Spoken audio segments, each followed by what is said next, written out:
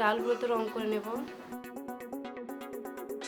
দুটা ব্রাশ নিয়েছি, ব্রাশের একটা নাম্বার হলো 1, একটা ব্রাশের নাম্বার হলো 2। তো এখানে কিন্তু ওই ব্রাশের ইয়েটা কিন্তু একটু চেপটা।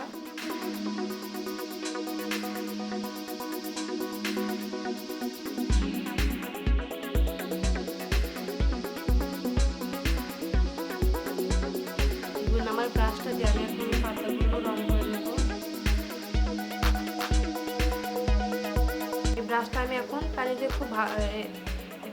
এখন পানি দিয়ে খুব ভালোভাবে ধুয়ে নিয়েছি এবং পরিষ্কার ন্যাকড়া দিয়ে আমি এটা মুছে নিয়েছি।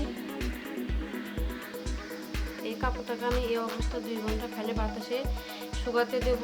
আবার রোদে শুকানোর ক্ষেত্রে কিন্তু এটা অবশ্যই আপনাদের উল্টো করে নিয়ে দিতে হবে। তারপর উল্টো পিসটা আয়রন করে নিতে হবে। ফুলগুলোতে লাল কালার দিয়ে রং করে নেব।